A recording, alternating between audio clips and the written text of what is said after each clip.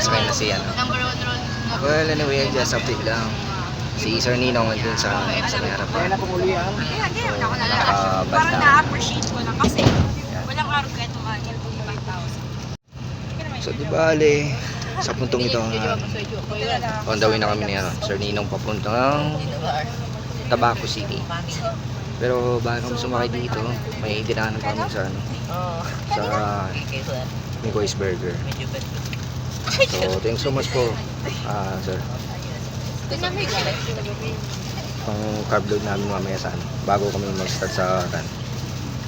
Pero mama, hindi ko yung Although, ang oras pa lang sa ngayon parang alas 4 na pala.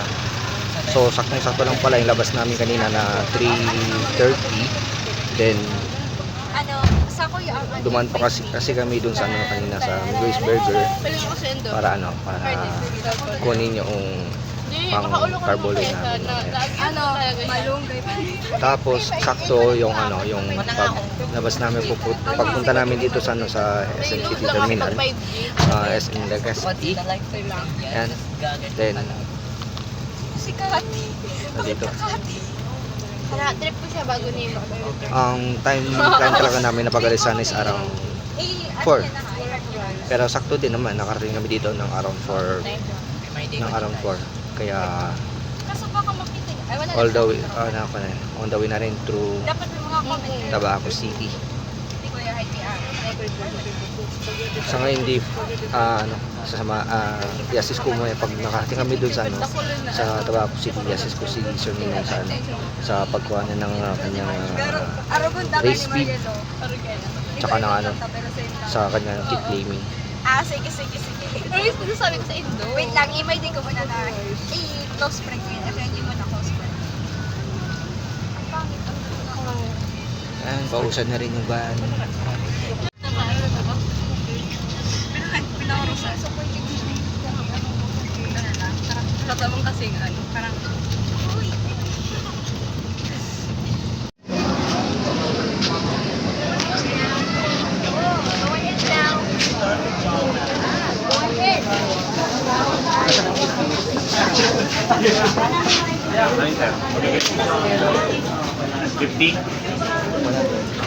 Yan. So, sinama mo siya, Sir Ninong. Makakapag siya. Ngayon pa lang siya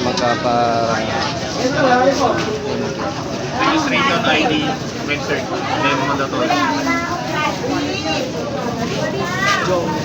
Yung This is kung susunod. sa personal lang po yun mo.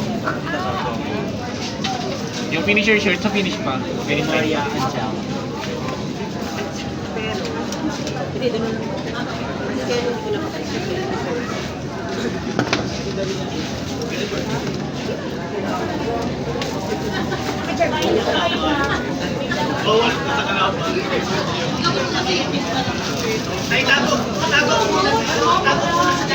Nag-give na sila. Ilang birthday niyo, sir?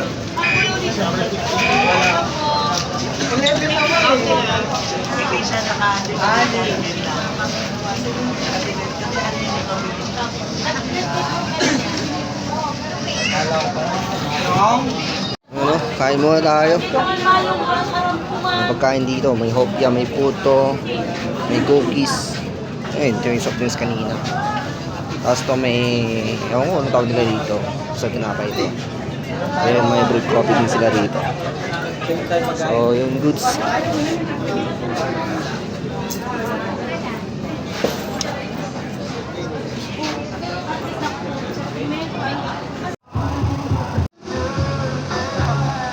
Last 10 minutes before the gun start. So, ito dito. Ito, ongoing ang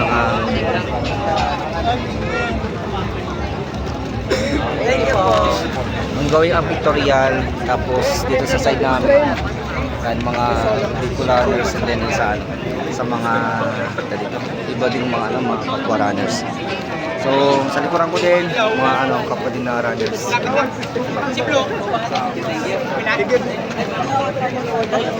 Dami na amin, 100 km runners. Grabe.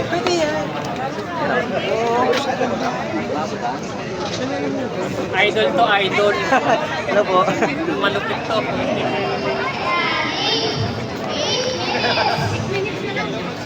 So, yan, meron pang 8 minuto. Pero,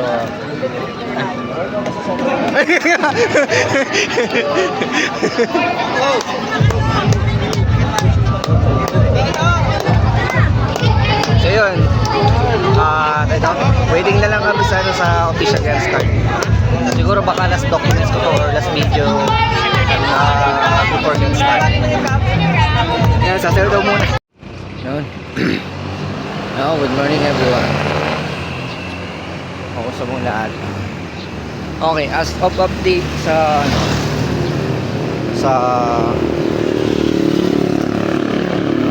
race na ito, itong Albay Ultramarathon. Okay. Mahirap pang magpaligoy-ligoy pero honestly speaking, hindi ko alam talaga kung ano ng status ko. Kasi meron yung Y intersection na daanan. So, di ko alam kung tama ba yung pinasukan kong ruta.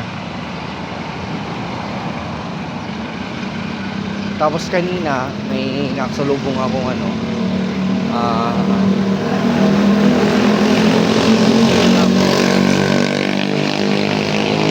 dito isang martial yun.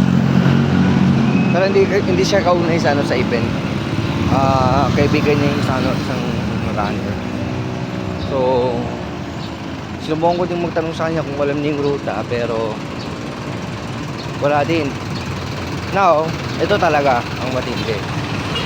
Dahil sa wala akong idea kung itong ruta na binabagtas ko sa ngayon kung tama ba o mali. Ngayon, yan din pwede at posibleng mangyari. If ever na mali talaga itong rutang nadaanan ko,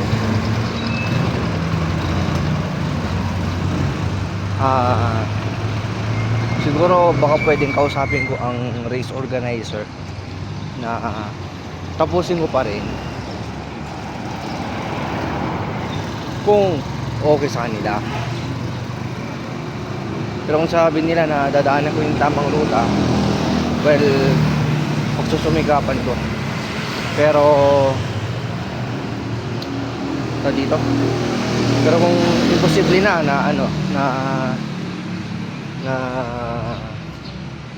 makahabol pa ako, gano'n na talaga, bagsak na. So siguro baka ito yung magiging first race ko na di ko alam kung anong maging declaration, pero dahil sa pagkakaligaw, automatically na na din siya DNF. Pero kung papayagan nila akong matapos ko ito hanggang sa makarating ako ng finish line, kahit na naligaw ako sa ruta, kasi may mga yung kapag di kasi namin nadaanan ng tamang ruta, sa mga ruta kasi na inassign nila, meron kasi yung mga magche-checkpoint. So i-check nila kami, then to be confirmed na hindi kami naliligaw o kung ano man. So as a clear status ko lang sa ngayon, ligaw talaga ako.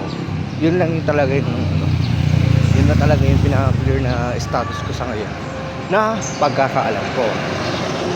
Pero kung along the way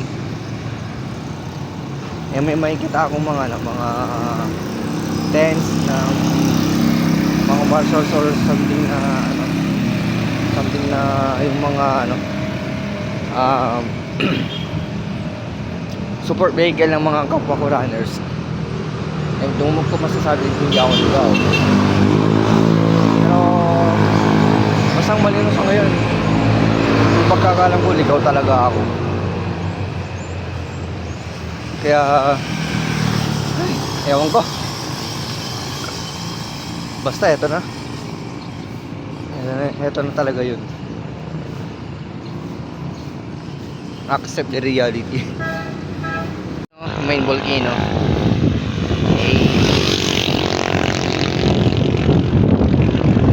Actually dito sa Legazpi City, Albay, pang-apat na beses ko na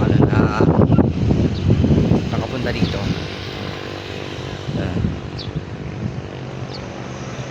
At dito.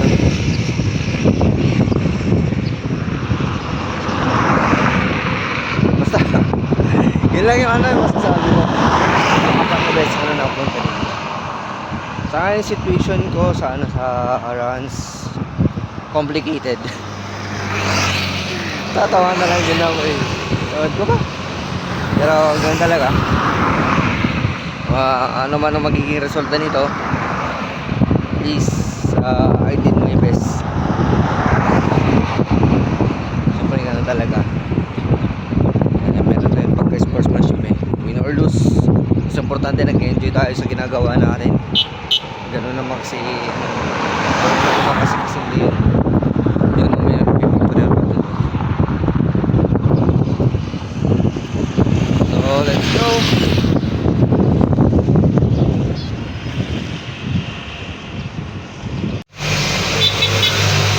Grabe, umuulan pa nga.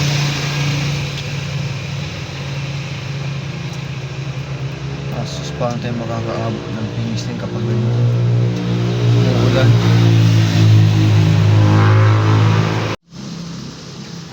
Grabe, nabutan na naman ako ng ulan dito.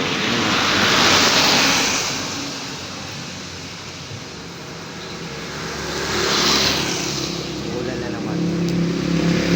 Akala ko kanina umuusad na ako ng dire-diretso tuloy-tuloy. Tapos, ganito umulan na naman. Ay, buti na lang timing. Nakasilong na naman ako rito. Ano mangyayari sa akin na araw na to?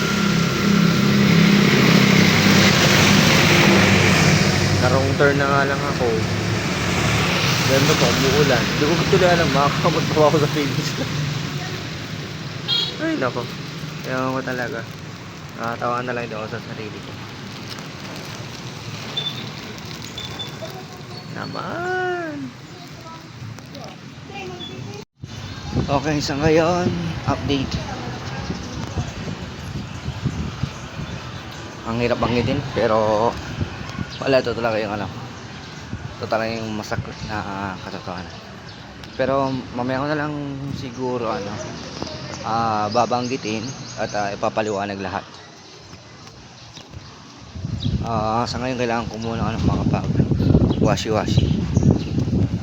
Then dito sa ang kwad ko muna sa ngayon, makapag-ayos muna ako ng mga gamit ko. Tapos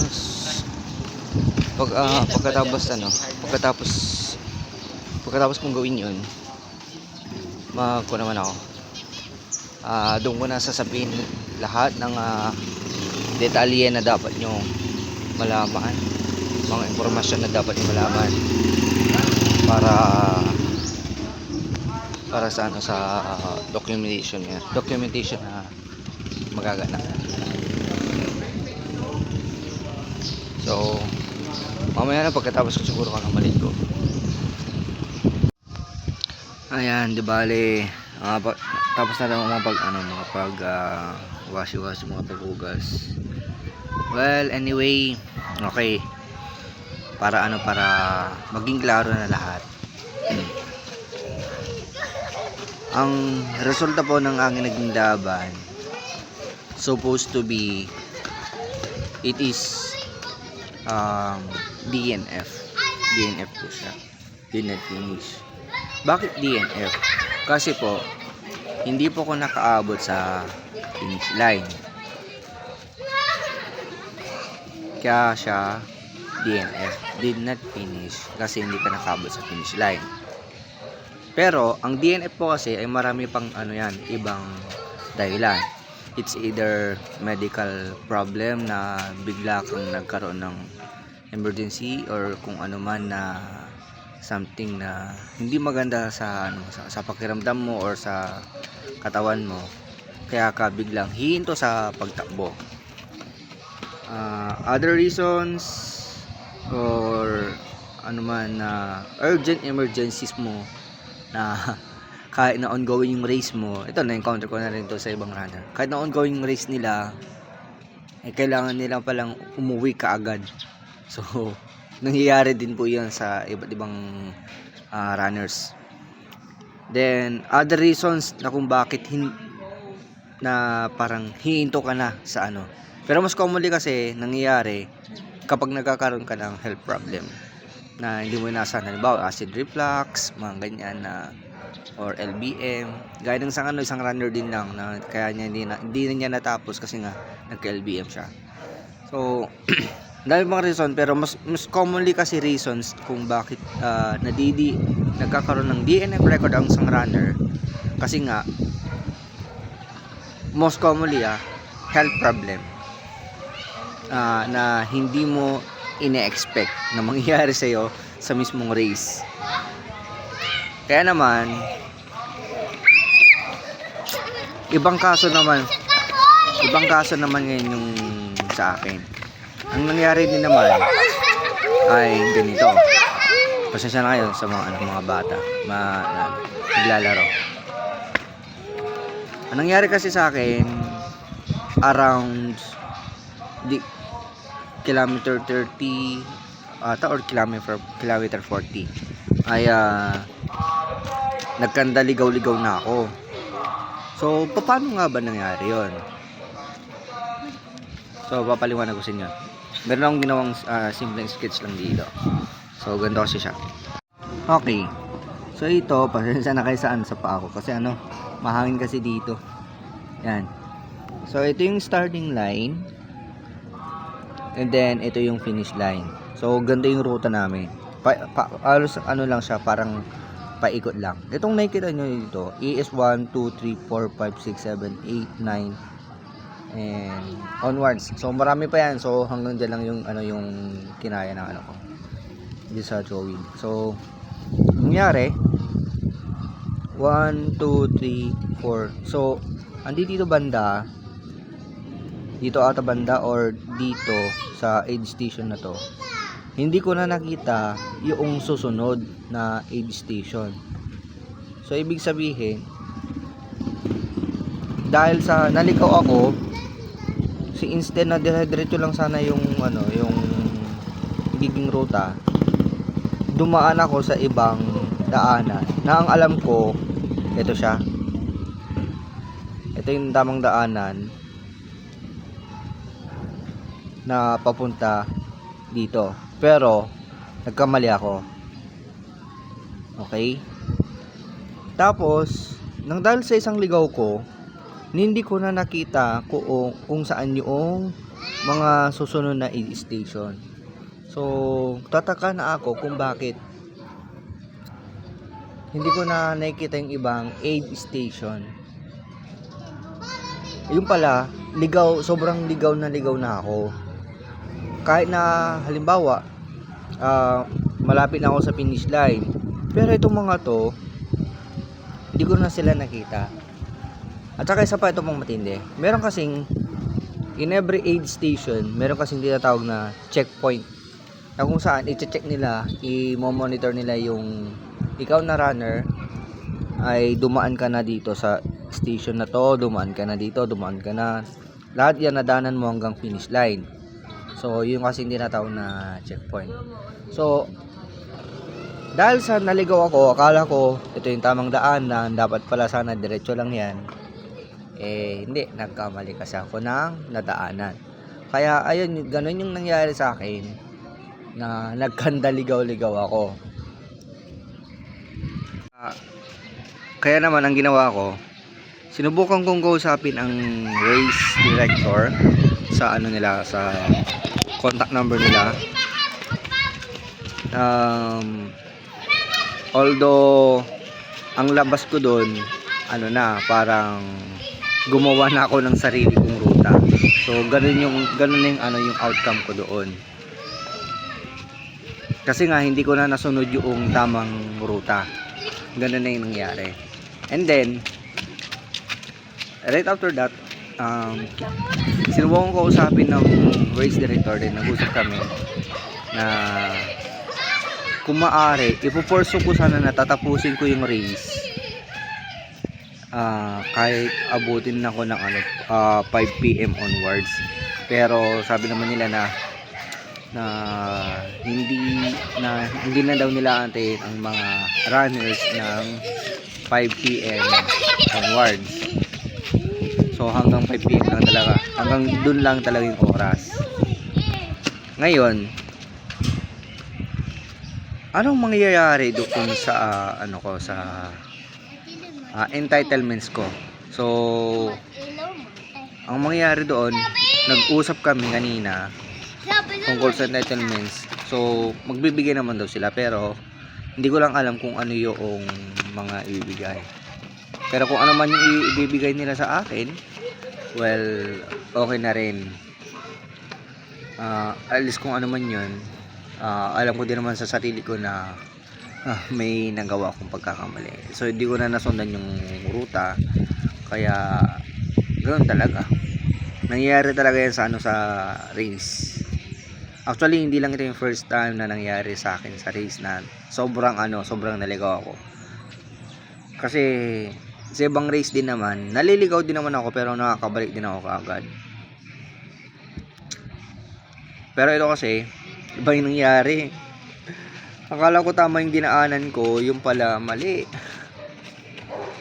So, well, anyway, at least malinaw sa akin at maluwag sa pakiramdam ko na hindi ko natapos ang race na to. I accept my mistake na naligaw ako. So wala pong kasalanan ang event organizer dito or kung ano man. It is my mistake talaga, na akala ko kasi yun yung tamang daanan. So kung tatanungin nyo kung bakit ko inakala na yun yung tamang daanan, kasi nga ang alam ko doon dumaan yung sinusundan kong runner, which is hindi pala. So wala na akong naging basis na kapwa runner, kaya kung bakit dito wala na akong sinusundan. So ganun talaga yung nangyari. Then yun na talaga, as in bukas pa na pala magkakaroon kami ng pag-uusap ng race director kung paano yung gagawin sa entitlements, kung ano man yung mga ibibigay nila or kung ano man. So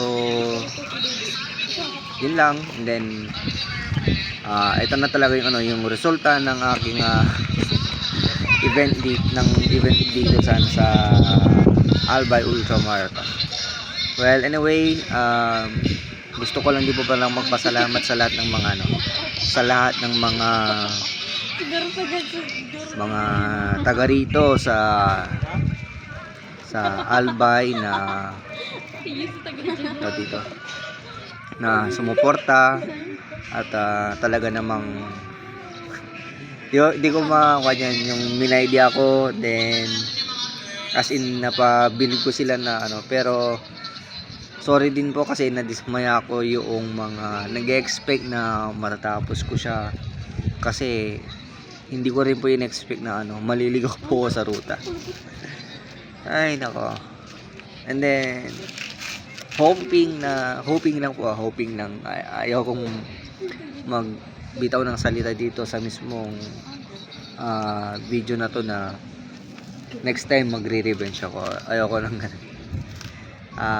If ever man po na may pagkakataon, if ever na may pagkakataon na makakapag-revenge ako, na pupunta mo ulit itong event na to at tatapusin ko siya mismo, well, okay lang. At least babawi. If ever lang. So sa ngayon, gusto ko lang magpasalamat sa lahat ng sumuporta, mga taga rito sa Albay. Big shoutouts po sa inyong lahat, at sa lalo na wala kay Sir Ninong, na siya pong nagpatuloy sa akin dito, nagpakain, house, ayun, na sa kanya ako tumuloy. Yan. So laking tulong po sa akin ni Sir Ninong sa para sa activity na to. Kasi kung wala si Sir Ninong, automatically talagang all expenses lahat yan. So yun na, all goods na sa akin yung resulta na DNF ako, at ako ay naligaw. Ay, sayang, ang dami mo din nanggabang talaga na pero okay lang, at least that is reality sa mga event. Nangyayari talaga yan. Then masaya naman ako sa nang resulta sa ruta yan. At marami tayong nabigyan ng inspirasyon sa sa aking ginawa. So kung ano man yung natin diyan, yun na yun, all goods na. So yun na po, maraming salamat, and God bless po sa ating lahat.